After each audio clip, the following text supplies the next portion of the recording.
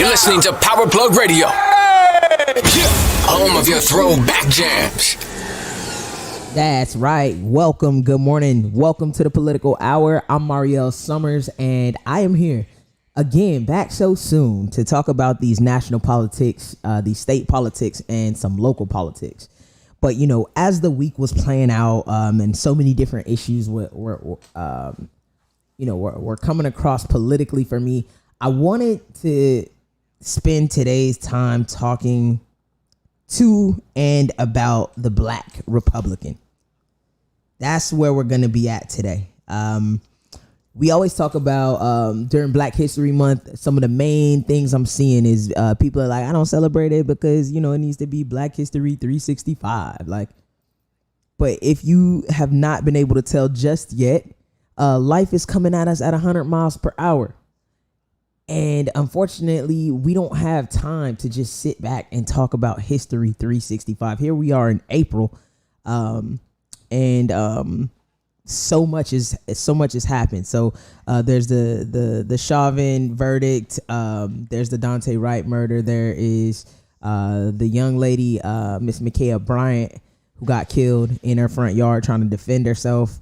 There's so much going on. So it's like, do we chase the tail or do we talk about some of the fundamentals that are underlying? And I choose the latter. Like, let's talk about the Black Republican today. And with neutrality, I want to put that in there. It's with neutrality. It's not to roast the Black Republican. I mean, I'm a Democrat myself.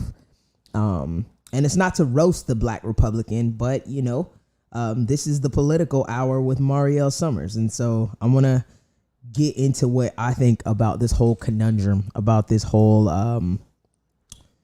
identity that is today's Black Republican. Now, in my opinion, the Black Republican is one of the most important voters around. The Black Republican is one of the most important voters that we have on the voter rolls today. They are helping to sow the seeds of equity in a party. They're helping to sow the seeds of equity in a party that ordinarily, you know, I guess in the last few decades especially, we've kind of stayed away from. They're bringing perspectives and opinions that these chambers haven't been hearing, especially in the last decades. If you know anything about the two-party system here in our country, it's that the two-party politics game is an isolated game. We vote in primaries, meaning that all the Democrats get all of their best candidates together and all of the Democrats vote for the best Democrat. Same thing, all the Republicans get all the best Republican candidates together and then they vote for the Republican, and that's the primary. And then we always go on to the general election, and that's when, you know, everybody kind of can vote on either Democrat or Republican. But prior to that, if you're not in that party, you don't have a say about who that party sends to the general election. So, you know, having Black people in that party is definitely a benefit in that realm. But with these two-party politics, it's so interesting, right? Because you have these two silos that are battling each other, but the fight is never centralized in one place. It's politics. And so it's a war on ideology that never happens in any official place at any official time. It's happening in a bunch of places. The battle is happening in chambers. It's happening in legislative sessions. But it's happening out here when people are spreading rhetoric for whatever party it is that they're identifying with. It's happening when people are registering to vote.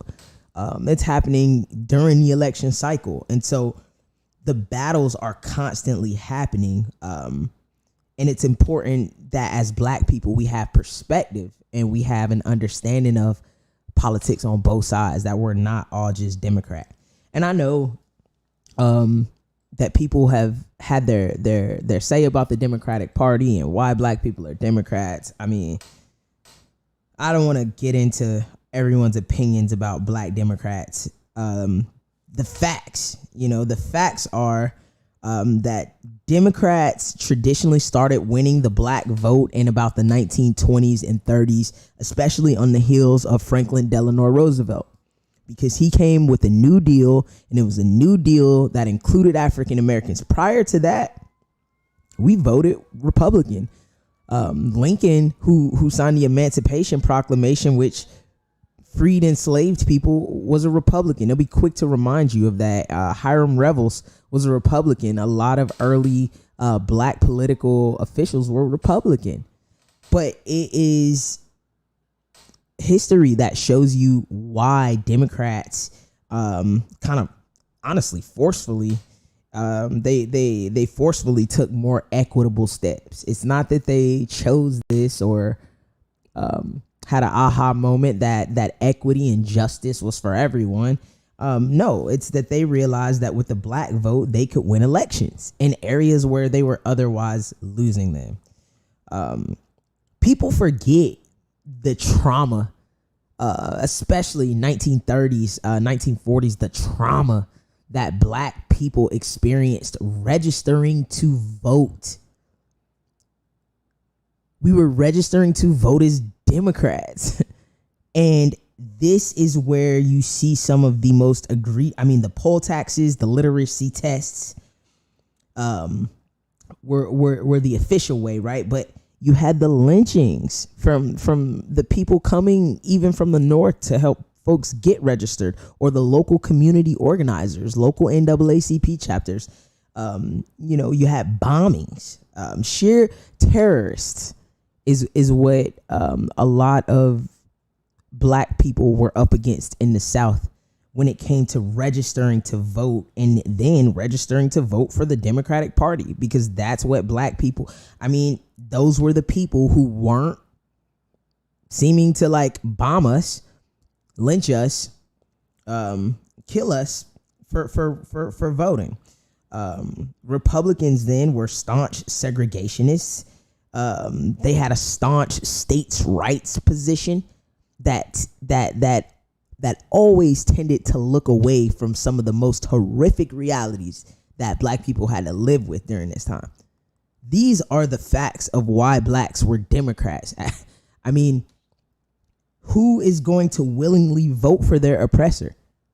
Who is going to willingly vote for the person or the entity that you can see is perpetuating all of these terror in your community for simply using your voice? So that is why Democrats have had black loyalty all these years. That's where it stems from.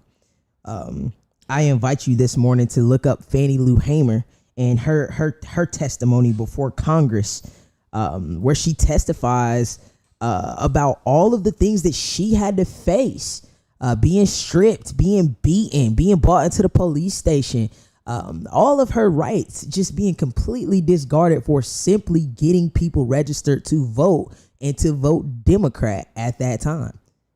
This is why Democrats have had black people's loyalty, and it's for good reason. And so I think the basis for a lot of criticism when it comes to today's black Republican is that many Democrats and Democratic voters still see them as the oppressive party. They currently deal in politics that seem to do the opposite of what we would like to be done politically and policy-wise for our communities. We ask for criminal justice reform. They say no, private prisons and harsher laws. We ask for affordable housing, and they say no, development and gentrification. Right? We ask, well, help us become owners and titans of industry. Help us to become, economic power players. They say no, here are some more low-paying jobs.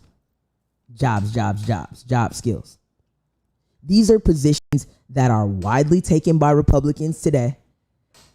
And so it's important to have black voices and black faces in that party to be vocal about the, ramifications of such action. Because even today, when you talk to some liberal folks, there is just this this position sometimes of just not knowing. I didn't know. I had no idea. I had no clue. A lot of folks are having an aha moment here in 2021 when the aha moment should have come hundreds of years ago. And so we're the generation that is really commanding America's public attention back to the Black issues. And here's the conundrum that I currently see. So Black identity is diversifying its purpose, right? So for so long, we knew that no matter our life's aspiration, no matter our individual positions on whatever it was, that our biggest enemy was white supremacy. And that's how we operated. The structures that they built around Blackness, especially in the past, were so blatant and so obvious that everyone had a glass ceiling. No matter how smart you were, dedicated you were, driven you were. And so you see, especially, during the civil rights era, post-civil rights, doctors, lawyers, blue collar workers, scientists, educators, entertainers, athletes, businessmen. It didn't matter who you were as a Black person. We all fought against the common enemy. We all spoke with the same purpose, which was Black progression, which was highlighting the disparities that the American society had built around our very existence, no matter what it is that we offered or what it is that we had to contribute, that this country was stacked up against us. Well, folks, conundrum, problem. The problem is, over time, Black purpose has diversified. Our identities have started to transcend across the spectrum. And so now you have folks who are left and right on a multitude of issues. Before, our issues, our view on issues didn't fall into the purview of our politics, right? We might have had different issues. Different people thought different things about the environment, about LB. Don't think gay issues are new in the Black community. I mean, it was handled differently back in the day, but LGBTQ people were definitely around. But now property taxes, the economy, minimum wage, marriage, abortion, drugs, crime, all of these issues are now taking the priority of our political action, right? Because we're integrated. We're in an integrated society. So the Black purpose is now diluted. Although our identities are diversifying, we're still widely impacted, though, by white supremacy. That's the dilemma. That's the conundrum to me. That's the problem that I see in politics in 2021 as it relates to Black people, how we are unable to kind of get a grip on our own policy needs, you know what I mean, and objectives, is because our identities are so diverse now that you have people going hard across the spectrum and from different angles, integrated. This is what I think Martin Luther King meant when he said that he's assimilating his people into a burning house, right? Because respected people these days will still tell you about the glass ceilings that they face. We still have athletes having to speak out about police violence. You'll talk to certain people who have excelled professionally only to find themselves segregated in their professional sphere, or to find themselves the only Black person, the only Black voice at the table in the room. So we're still so affected by this thing called white supremacy, but our motives, our purposes have become integrated into this system that is still racially biased and still ran by white supremacists, right? So where do Black Republicans play a role here? Why theme the show around them with that type of pretext? It's like I said, folks, these are some of the most important voters that we have. They're the ones who are actually on the other side in the front line against our quote unquote oppressors, right? Before it becomes anything that Democrats can touch or have an opinion on. What do I mean by this? We have elections coming up for our U.S. senator, right? So before the elections happen, or even for governor, I'll use governor. That's a better example. Even before these elections happen, there's going to be a primary. You see, in 2018, I worked on that government election or that governor's election cycle for a guy named Philip Levine, right? And so at that time, I think it was maybe 5 Democrats vying for the spot that Andrew Gillum ultimately got, right? Andrew Gillum ultimately becomes the Democratic nominee, and he goes on to face Ron DeSantis in the general election. We as Democrats, we were so focused all summer and all election cycle on which Democrat we're going to put forward. Very much so how we did this past presidential election cycle. The only difference is Republicans didn't have too much of a primary because they knew Donald Trump was going to be their nominee. But back in 2018, during that governor's race, the Republicans, they were running their own. They had their own group of candidates running to be the Republican primary candidate. And for most of the election, it seemed like this guy, Adam Putnam, was going to be their representative. He, was nice and moderate. He had just I guess wholesome conservative positions. He wasn't very Trumpish, right? But then out of left field, here comes Ron DeSantis on Fox News almost every night. And within a month, I think he kind of flipped the polls and surprised and shocked everyone. And so,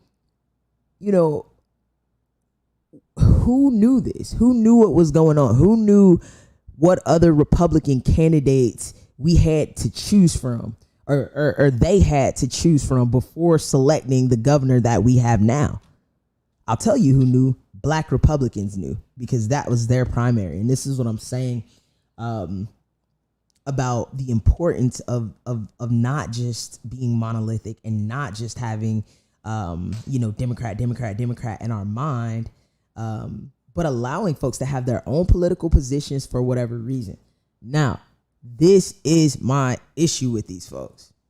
Too often, I'm finding that those with platforms, those Black Republicans with platforms, pander to white communities, surround themselves with white people or surround themselves with white community. They are rarely able to articulate Republicanism without repeating or feeding into those negative racial tropes that the other side has used to mischaracterize Black people and Black communities. They can't talk about their Republican values without seemingly downing their own people. They see themselves as individuals, not a part of this collective that I previously just described that we had in terms of political identity, just knowing that white supremacy was our biggest enemy and ally. They don't subscribe to that. They see themselves as individuals and not a part of the collective.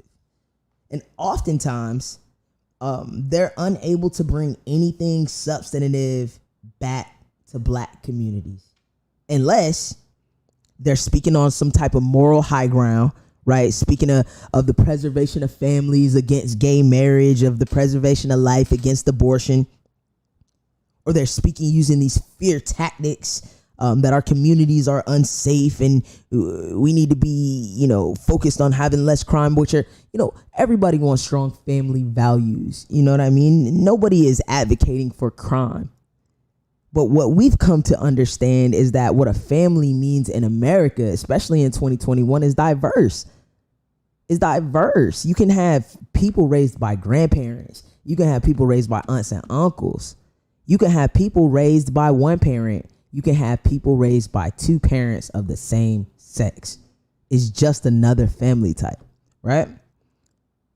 Less crime. We all want less crime, but we're willing to talk about the root and the heart of the issue that plagues the crime in our community. And I feel like a lot of times these Republicans take these positions publicly, all while agreeing for more punitive, more discriminatory policy, whether it's by accident, because we've seen on documentaries and things, black leaders from the 90s and stuff now openly expressing regret for supporting things that they thought then were best for their community, openly apologizing for harsher sentencing support and contributing to mass incarceration,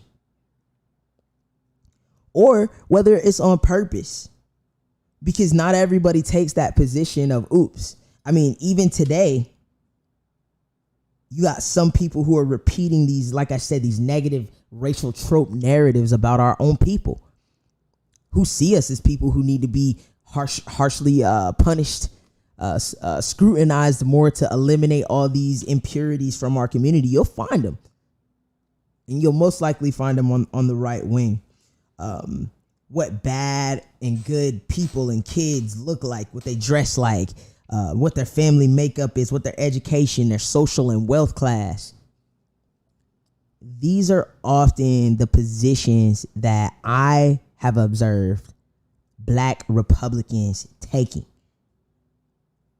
Before integration, y'all, us all living in the same community allowed for our politics, like I said, to be focused, right, on black progression, not so much on these things like what somebody's looking like, what somebody's dressing like, what somebody's home life is like, but pushing our people, pushing our community to go forward as a collective in the face of what we then were able to identify as white supremacy.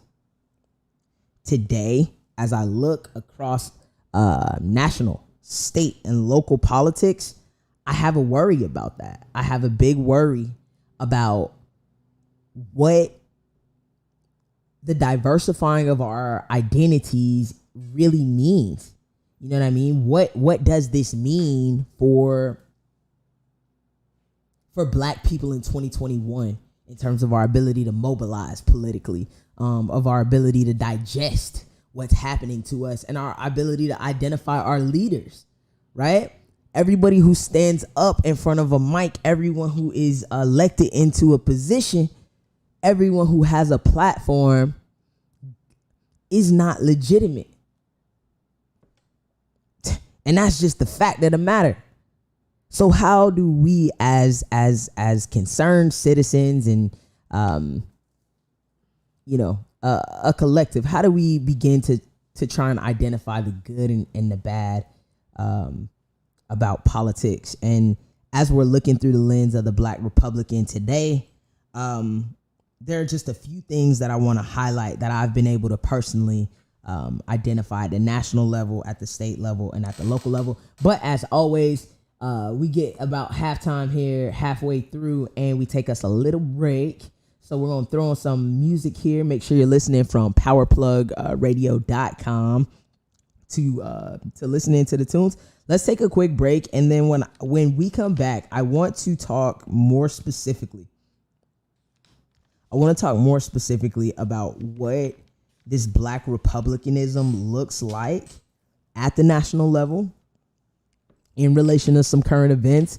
I want to talk about what Black conservatism looks like in the state of Florida in the face of current events, and how all of that, like a big old fountain, right, just trickles right on down to the local level, and how we identify, because local politics are set up to be nonpartisan races. You never see, especially in Tampa Bay area too often, Democrat versus Republican, or it's all supposed to be non-party. And so, so I want to talk about that. What does that mean? How do you identify the non-party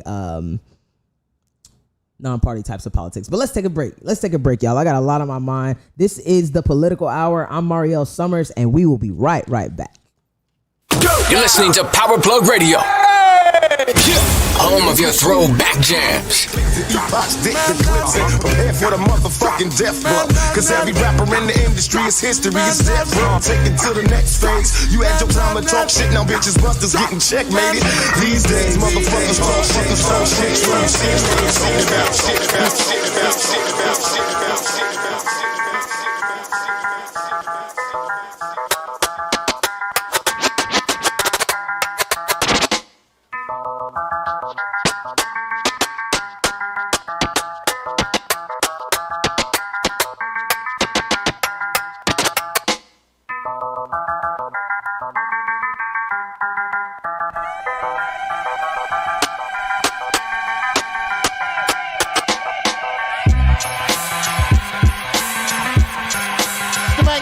Party, y'all.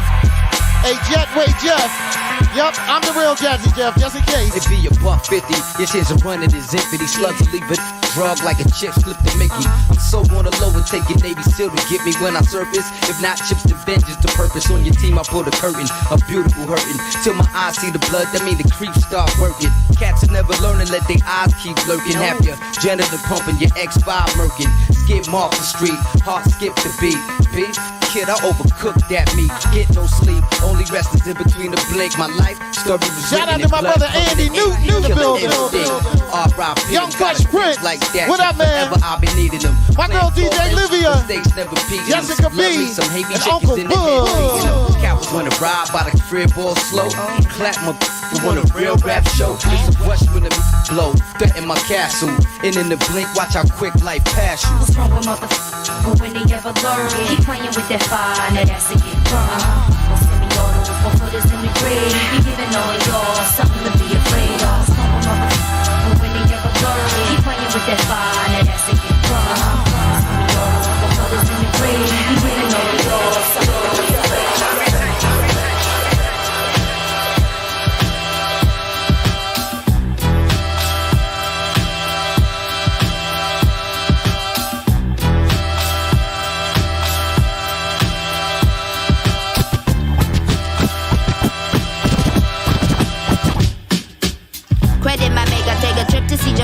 of. Shout out to my brother, the legendary King Capri. I hope I run this permanent. At this, I put my pen in it, got my land and my permit with it. Bone on my bone, flesh off my flesh. Witness in me, you can't make me feel less hold, I'm not impressed. Best smoke on my afro like an empress.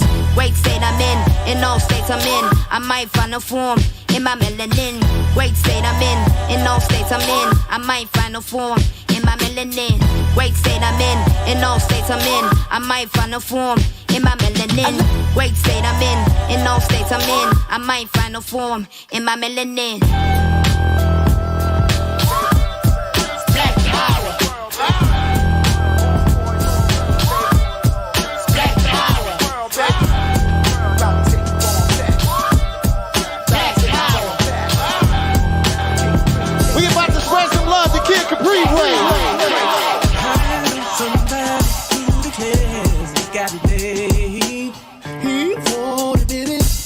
Just a masquerade. He's a modern day deceiver with a case of falsehood fever. What a shame. Whoa, it's a game. And then there's dear old sister Sarah. Ain't she sweet? Oh, yeah, she is. She gets the word, next thing you know, it's in the street.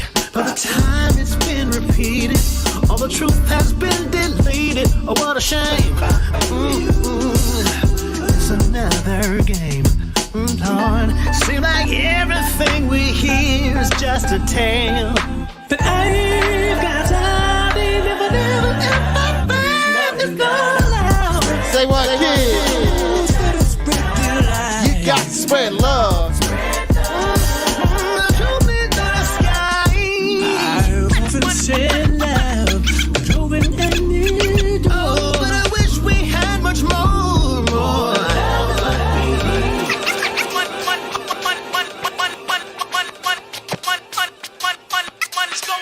Grass with the man.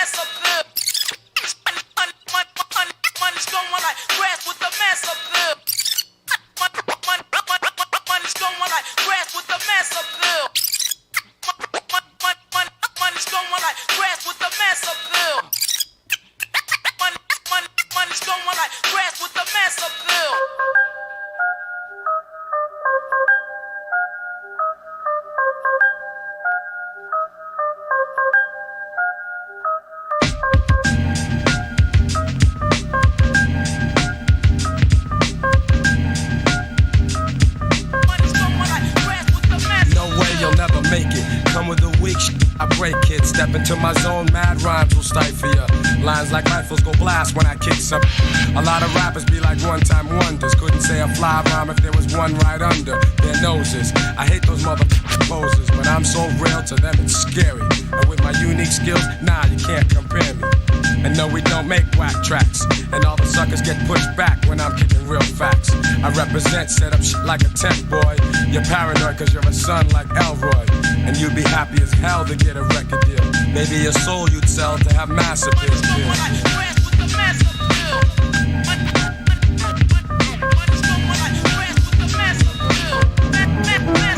Oh yes, I'm greater than all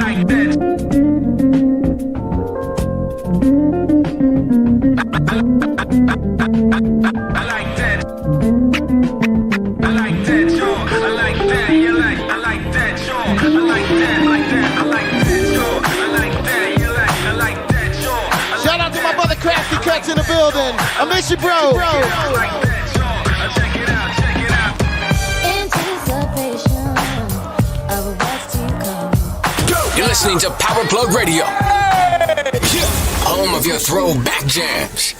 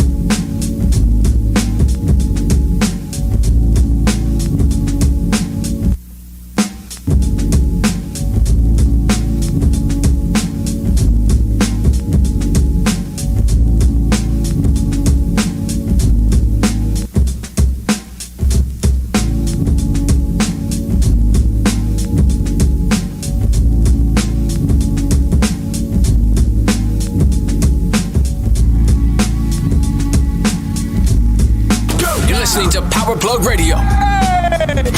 Home of your throwback jams. Welcome back. Welcome back. Now, the first half of the show, we talked about Black Republicanism from a more theoretical standpoint. We talked about how Black people became Democrats in the first place, and just some of the fallacies that I personally see that Black Republicans must face. And so now I just want to pair that with some real world / current situation. So nationally, we know there are some known Black Republicans nationally, right? You have Candace Owens. Everyone knows Candace Owens, the personality, TV personality. You have David Clark, the cowboy sheriff from North, always got the cowboy hat on with the beard. We have Ben Carson, former Secretary of Housing during the Trump administration. And I think I mentioned this in previous episodes, but I've always took that extremely offensive. Here this man is an award-winning, world-renowned brain surgeon. A brain surgeon. And this administration chose him to be the Secretary of Public Housing. I digress. Popular Republicans, known Republicans. Daniel Cameron, the Attorney General who would not arrest the murderers who killed Breonna Taylor. Daniel Cameron. And Justice Clarence Thomas is another notable, I would call him a Republican, a Black Republican. Now, here's the thing. I want to spend just a second on Justice Clarence Thomas here.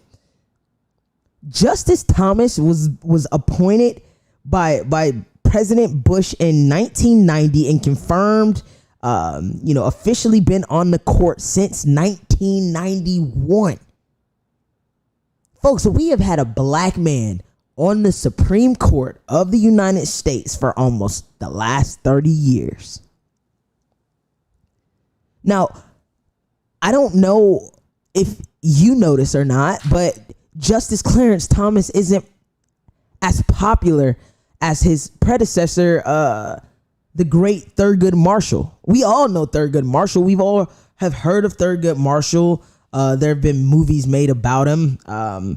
The work that he did on the NAACP Legal Defense Fund and how he became the nation's first Black Supreme Court justice, and stood in the gaps for us for decades as it related to legal matters that impacted the Constitution. I mean, the foundation and fabric of the nation is what the Supreme Court is entrusted in keeping intact. And for so many years, we had this lovable icon known as Thurgood Marshall. So tell me, folks, how come in 2021, Justice Clarence Thomas isn't as notarized or isn't as celebrated in the Black community? Well, here's a little history on the justice if you did not know. So during his confirmation hearing, where the Senate, and we've seen a few of these with Neil Gorsuch and Brett Kavanaugh. Brett Kavanaugh's was very similar to Justice Clarence Thomas, right? Because Brett Kavanaugh, in recent history, had a woman come out and accuse him of being inappropriate during the most important time of his life, during his confirmation for the Supreme Court Justice of the United States. Never come out before, but as this man is prepared to take on the biggest role of his life, this accusation comes out of left field, like a bomb, trying to upset his chances at being confirmed. The same exact thing happened to Justice Clarence Thomas. See, back in 1991, during his Senate confirmation, hearings, a woman named Anita Hill came forward. She said that he had acted inappropriately towards her in a sexual manner. He vehemently denied all of these accusations and even related it to a public lynching. Not too many black people were there to have his back. Why? Because he was conservative, y'all. Because the positions that he took in his legal writings, the ideas that he had in his mind were those of a black Republican.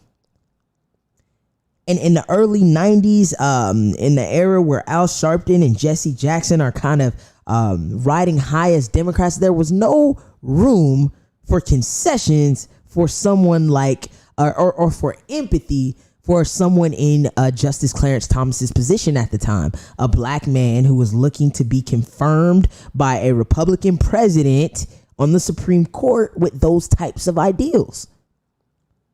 So why don't you know who Justice Clarence Thomas is? Why isn't he celebrated like Thurgood Marshall or talked about like a great icon who's still alive for the black community? It's because his views, y'all, his Republican conservative views that you can find in his opinions. Now, he spent the majority of his time on the bench, these 30 years, silent. You see, the Supreme Court every year, they get thousands, some would argue tens of thousands of cases submitted to the Supreme Court, but they only hear about 100, no more than, 150. No, never that. So of all the cases that it is that they have the privilege of hearing,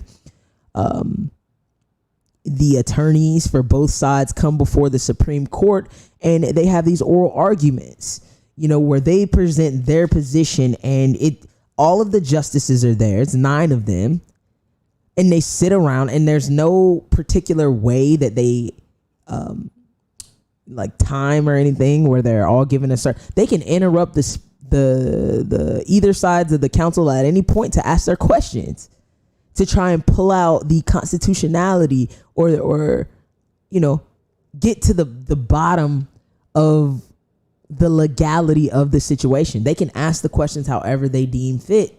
And Justice Clarence Thomas has been silent for most of his career. But when he does speak, he speaks with an opinion, post, after the case is done and they go into their conference and they decide on, what Supreme Court cases are going to go which way. The majority and the minority parties, of the vote always get a chance to write an opinion. And ever so often we'll get an opinion from Justice Clarence Thomas, and the majority of the time, folks, it is one that is conservative, and it is one that does not consider the plight of black people in an individual manner. He has removed himself as a black man and inserted himself as an American without color. And a lot of black people have a problem with that. A lot of black scholars don't acknowledge him as a result. But he'll be there until he passes away. Lifetime appointments. And so I encourage you this morning. Fannie Lou Hamer was the first thing I encouraged you to listen to. Second thing I'm going to encourage you to listen to is go look up Justice Clarence Thomas, this black Supreme Court justice on the Supreme Court, and listen to some of his ideals and ideology, and compare that to what we're talking about here with black republicanism, right? And so I want to get through all of this. So let me speed on to move forward. I brought up these known black Republicans because Senator Tom Scott from South Carolina, he's the only black senator in the U.S. Senate currently during this cycle. And next week there's a joint session where the House and the Senate, they'll come together to be addressed by the president. And anytime the president addresses Congress in a joint session like that, the minority party, or the party that the president isn't, has an opportunity to respond. Guess who these Republicans have picked to respond to Joe Biden's comments next week? None other than this guy, Senator Tom Scott, the only black Republican from South Carolina. So it's this tactic. Now the tactic to use a Negro to diffuse the Negroes, right? That's been played by both sides, and I'm not denying that.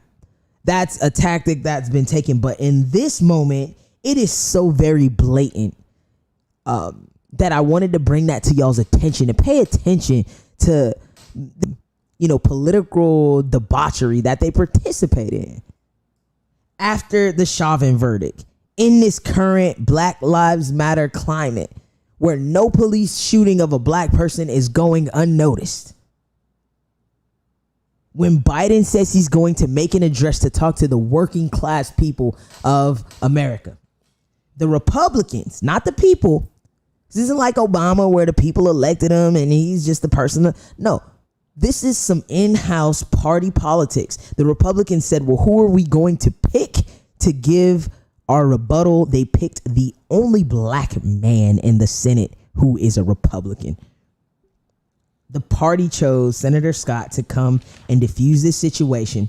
And what troubles me with a lot of these popular Republicans, right, is their central message of individualism. Like, if I can do it, you can do it. Totally sidestepping all of the known vulnerabilities and known impacts that white supremacy has had on the black community as it looks today. They completely let white supremacy off the hook.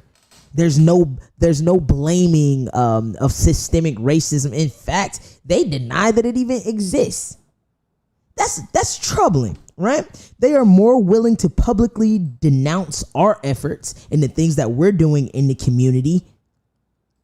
All of the opinions that black scholars have been able to analyze as how white people are interfering from the things that we're trying to bring to the community from a progressive standpoint, why the community remains non-functioning in so many areas. This has been deduced and analyzed and broken down by black scholars, but you find black Republicans who are completely willing to overlook that information. There's no middle ground for these folks.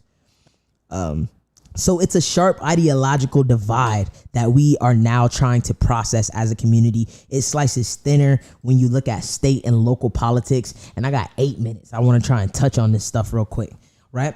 So be on the lookout for that, guys. That joint session is going to be next week. This president is the oldest living president that ever presided over these great United States of America.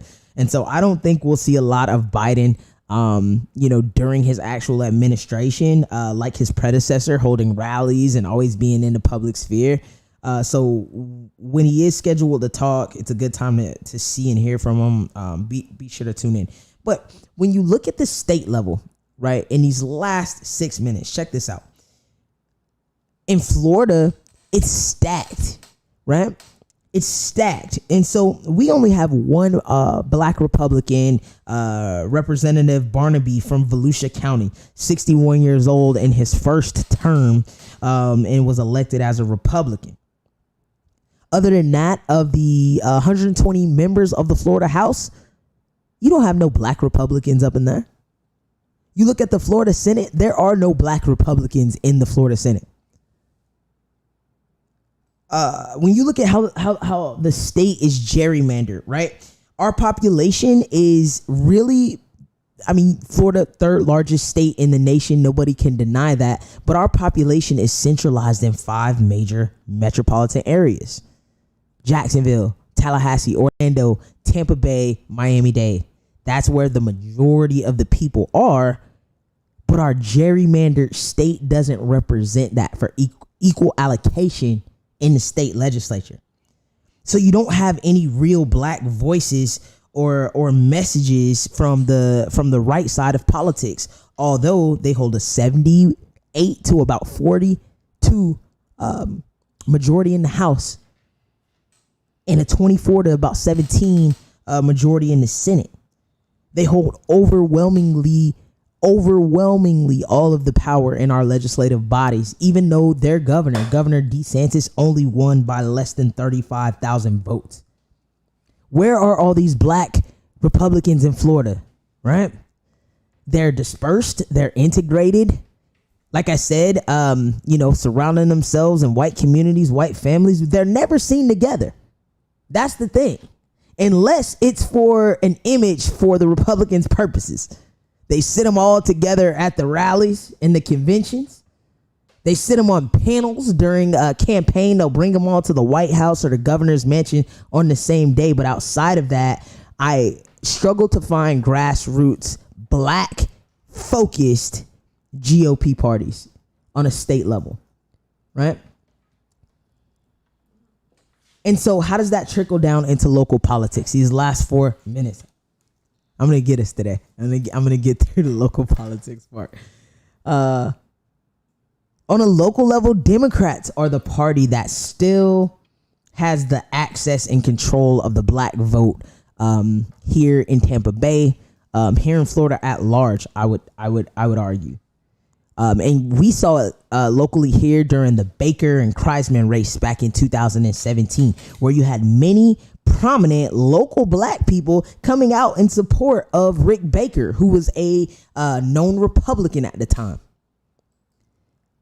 Ask yourself in 2021, how many of them have suffered career-wise? How many of them have suffered public image-wise, business-wise, from supporting a Republican candidate publicly? There are ramifications that the black Republican has to where their visibility may, they're in the closet, for lack of better terms, for lack of time. So there are those things to think about, because on the local level, these folks are being made to be Uncle Toms, who wasn't a bad guy, by the way. I'll save that for next episode. But they're accused of being sellouts, these token Negroes, all types of things, because folks, party is important and it's relevant. So black Republicans, they have great intentions, they have brilliant ideas, and they're often self-made, successful stories. I will admit that. But black Republicans, I've dedicated my political hour to you to point out all these things, but to let you guys know that y'all have to remember your target audience. And despite however they the grand scheme of society tries to make it seem, black people are a collective in this nation. Until we stop being negatively impacted by all of the worst statistics this country has to offer, we are a collective.